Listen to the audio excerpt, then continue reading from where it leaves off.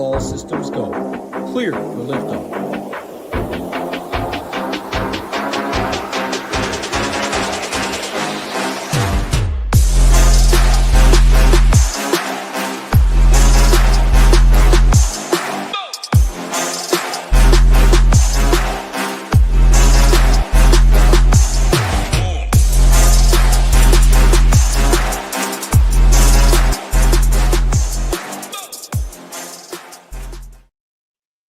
Hello, welcome to this weekend's NASCAR Quick Hit here for SHIPIT Nation.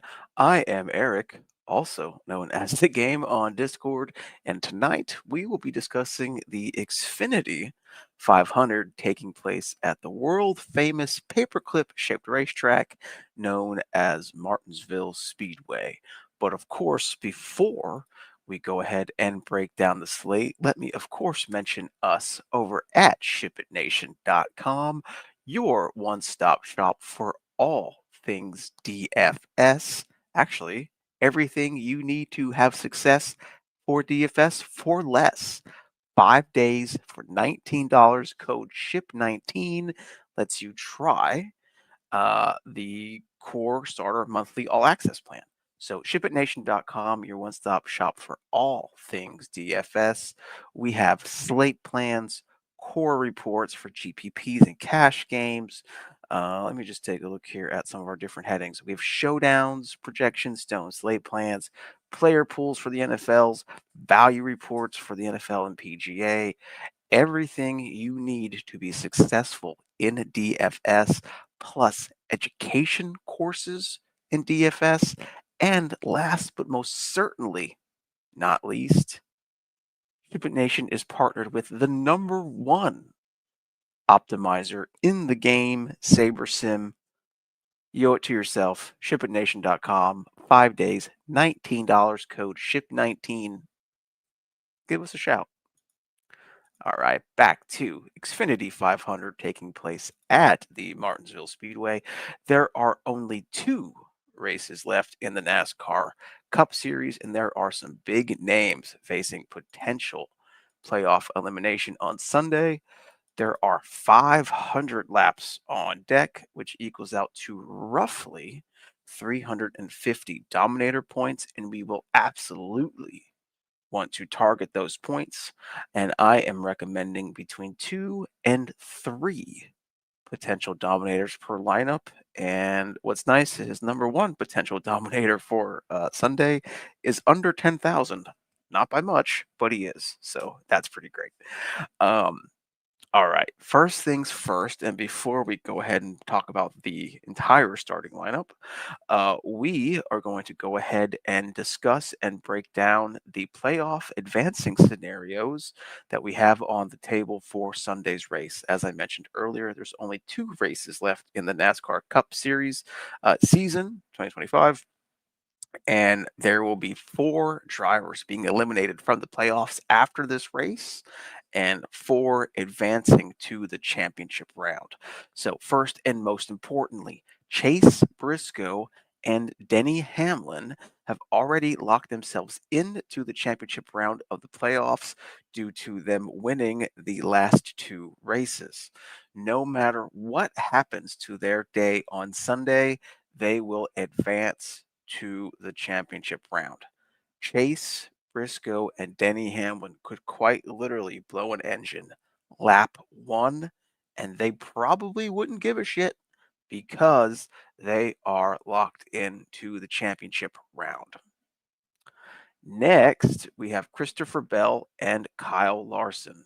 Bell is 37 points above the cutoff line. Actually, let me go ahead and I've been pretty handy with my screen shares lately, so let me go ahead and just bring up. Here we go. Bam. Perfect.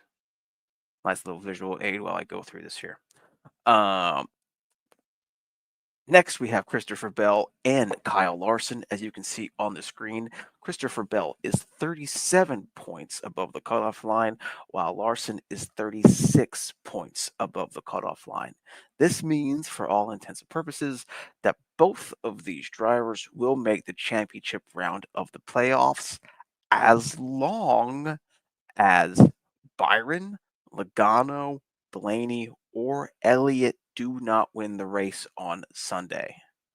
If Byron, Logano, Blaney, or Elliott win the race, then only one of Christopher Bell and Kyle Larson would make it into the race or make it into the championship round of the playoffs. If Christopher Bell or Kyle Larson would win the race, then Bell or Larson would, for all likelihood, be the fourth driver to advance into the playoffs. So, Bell and Hamlin locked in. No matter what happens to their race on Sunday, they are in the championship round of the playoffs. It does not matter. Bell and Larson are essentially racing against each other because they're 37 and 36 points to the good. Everybody else is way below them.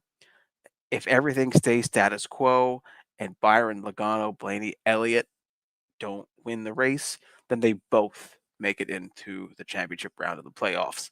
If Bell or Larson win the race, then the other one of those two make it into the playoffs.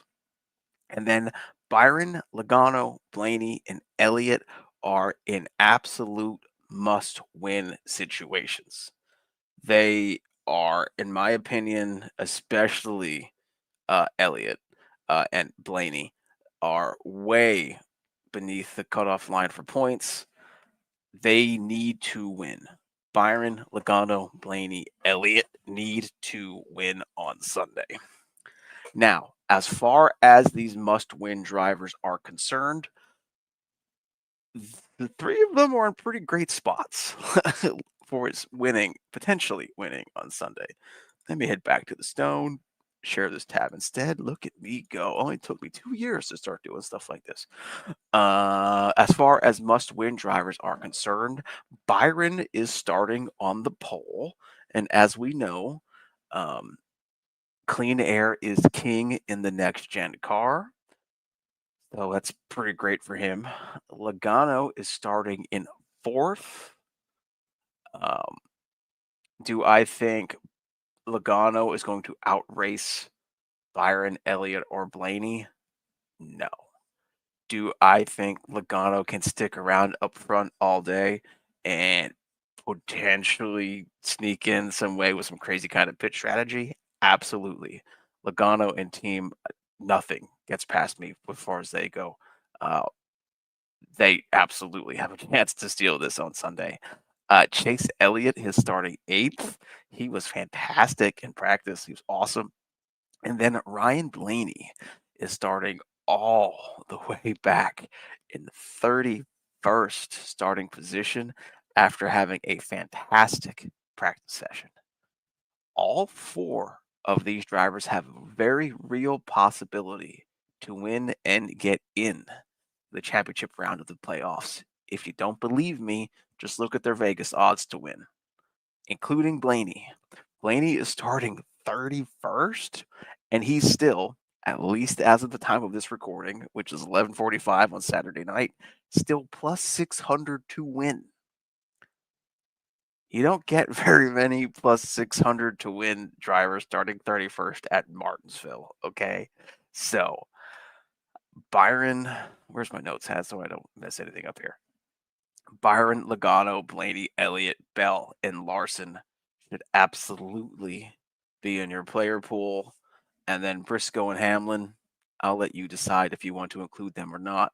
Do I think Briscoe and Hamlin will just not give a crap about the race and just make it through the day? No, they're racers. They want to win.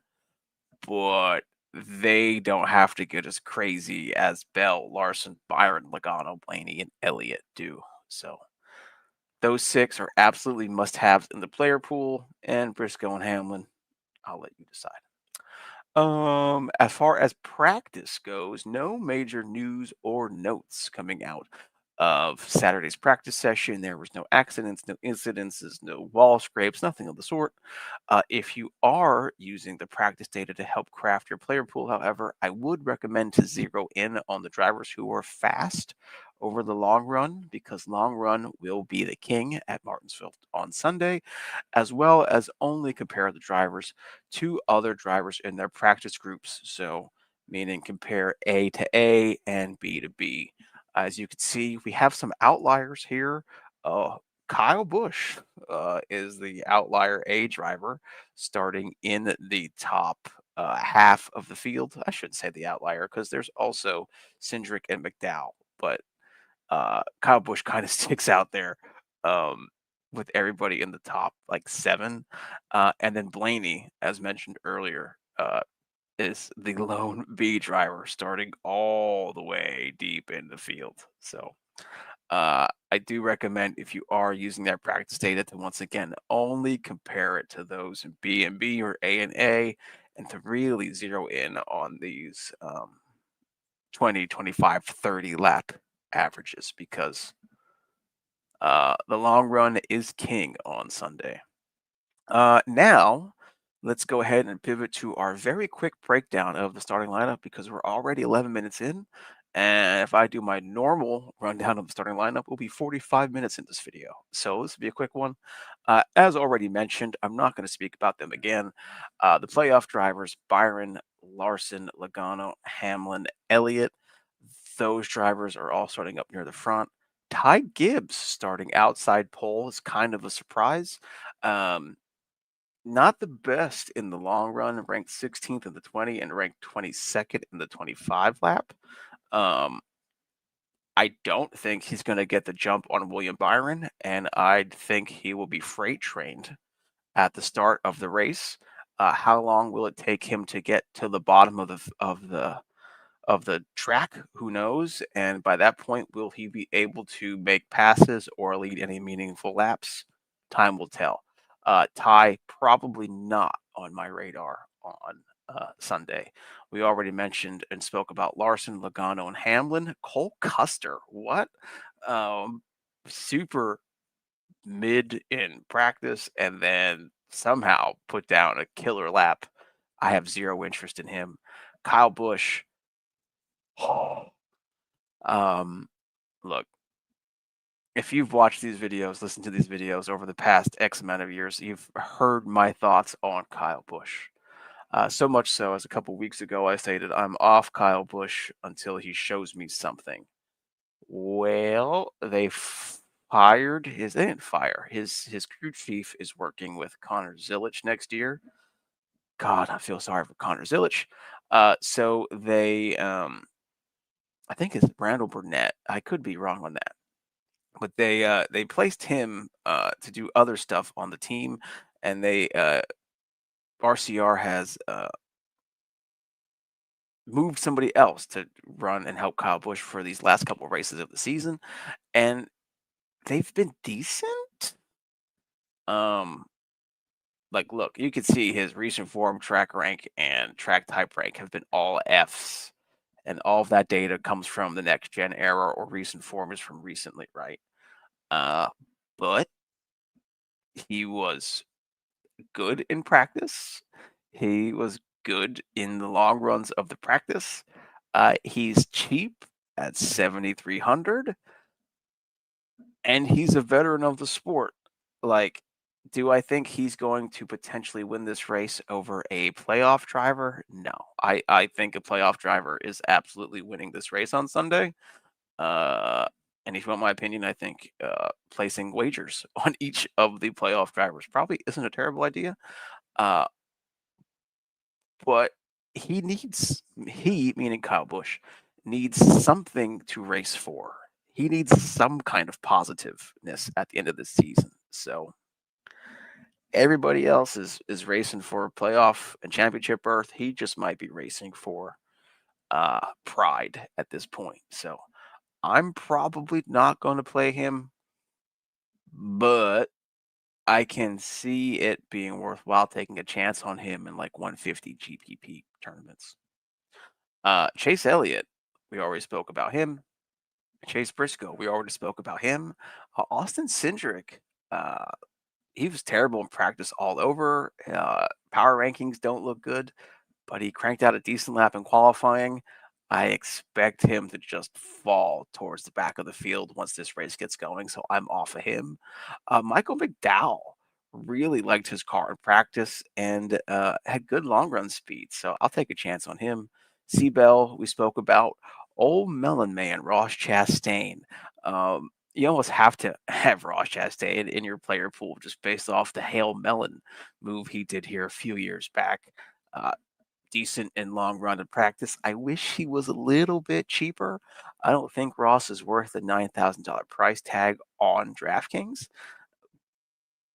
but potential top 10, maybe top 5 for Ross. I wish he was racing for a um, championship round playoff spot because then he would be must play. But I don't know if I'm going to get to Ross. Tyler Reddick, great long run speed, great recent form. The man has a lot of stuff on his mind, but still, I have no problem taking no problem taking a chance on Red Dog at 8,800. Hocevar at 69. I'm probably gonna fade him. Decent on the long run, which is what we want, but we can't ignore the fact that he has been a bit of a battering ram in the NASCAR season. And if there's any potential payback for any drivers, it's going to happen at Martinsville. So I will probably be off of him, but if you want to play him in GPPs, feel free. It's just not for me this weekend. Todd Gilliland's no for me, dog. Alex Bowman, yeah, I don't like Alex Bowman as a driver. He's definitely the weakest of Hendrick Motorsports, but compared to those in his price tag and the equipment he's in, kind of have to give him a shot. Decent long run practice, I'm okay with it. Ryan Preece, absolutely. He's been great all year. Would not surprise me to see him do great again at Martinsville. This is a track that has done him well in the past in lesser equipment. So I expect a good day from Ryan Preece on Sunday. Brad K, yeah, I think I'd rather save the $600 and go Preece over Brad K personally. Uh, in fact, the fact that Preece is plus 8,000 and Brad K is plus 5,000 kind of blows me away, as I think Preece has had a better season than Brad K, in my opinion. I could be wrong on that, but I don't know. I think the eye test, Ryan Preece wins over Brad K. Austin Dillon, no. The D plus shined out there to me in the track rank, but that practice looks disgusting. So that's a no for me. Bubba Wallace, he is a yes for me for a few reasons. One, look at those power rankings. They look great. Practice looks great. And it was just announced that him and his wife are expecting another child. So, child number one, in my opinion, has changed Bubba for the better. And brand new child number two officially announced and on the way. Give me that new second dad energy coming up for Bubba. I love me some Bubba Wallace on Sunday and budget friendly, only $8,000. So love it. Shane Van Gisbergen. I will be the one that says take a shot on SVG on 150 GPPs. He has been doing so much better um, recently over these past few weeks. Earlier in the season, I mentioned I won't mind taking a shot on SVG at some of these tracks he's visiting for a second time. And this is a track he's visiting for a second time. I believe he made all the laps last race. Actually, let me see if I can quickly find that info so I'm not giving wrong info. Quickly. Martinsville Speedway, Cookout 400. So SVG made 394 laps of 400 laps in the springtime. So look, only 6 laps, only quote unquote, only 6 laps down in the spring. I'll take a shot in 150 GPPs. He has been doing better on ovals, as shown here by the C- recent form. And this is a racetrack where experts have stated that road course abilities do come in handy. There's a lot of hard on the brakes, back into the gas, etc., which SVG skill set should come in handy. And he's 5,900. I'll take a shot. So 150 only. I would totally just click him off. Cash, obviously, single entry, obviously, 20 max, obviously. What? 150s? I'll take a shot. Zane Smith, probably not for me. And I say that, and he'll probably squeak out one of his like top 15, top 20 performances, but probably not for me. John Hunter, if this was an intermediate track, yeah, but I'm probably not taking a shot on him here. Riley Herbst, no, he's terrible. Jimmy Spencer, for you longtime NASCAR fans, had some fantastic remarks made about Riley Herbst on a podcast earlier this week. If you haven't heard them, you should seek them out. Yeah, but Riley Herbst is a no for me, dog. Ty Dillon, okay, he was good on the opening, the 1 and the 5 and the 10. He pretty crappy in the 15 and didn't run 20, 25, 30. If you are looking for a $5,000 driver as like a final type spot, I don't mind taking a chance on Ty, just because he is a full-time driver in fairly decent equipment. However, the elephant in the room, he has been kind of a meathead lately. He that whole William Byron pit thing, I'm going to blame on Ty. And last week with the whole hitting the tire, pulling out a pit road thing. So I don't mind taking the chance on Ty Dillon if you need somebody in that price range, but those bonehead moves he made recently has me second guessing that. Josh Berry, yeah, I love it. He is a short track king. Uh, Maybe not so much in the Cup Series, but in his previous racing life. So I'll take a chance on him at 8,500. Eric Jones, yeah, I'll take a chance on him. His practice didn't look great. I just think he's a better race car driver than John Hunter Nemechek, and Legacy Motor Club has been doing better recently. So I'll take a chance on him. Chris Buescher, absolutely. Love him. I wish his practice was better, but that doesn't scare me off of Buescher. Mi amigo, Daniel Suarez, he has some positive energy going his way.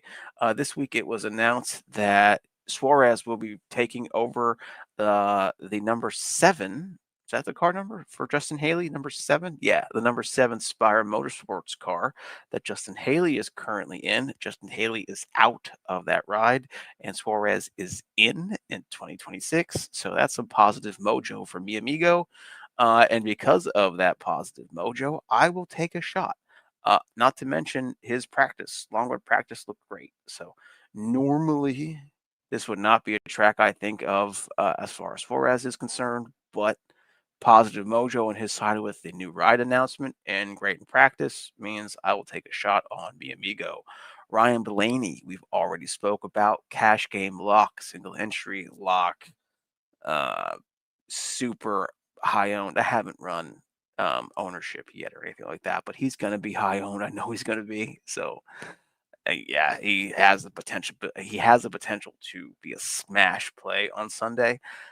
On the flip side, if something happens to him, he will take out a lot of good lineups. So this is a game we play. He will be high owned, but if something happens, that could be either your chance to take over the lead of a GPP or lose the lead of a GPP.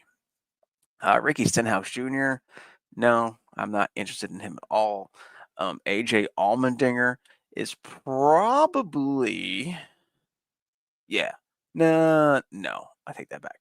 AJ Allmendinger is one of the few drivers I like starting deep in the field. Much like Ty Dillon, he was great at the start of the run, but then got slower as the run progressed. So, also, these drivers have a very real possibility of going a lap down in stage one. So, take that for what it's worth, but that's just the kind of race this is with the track being so small. Justin Haley, no, he's losing his ride. He's been slow all season.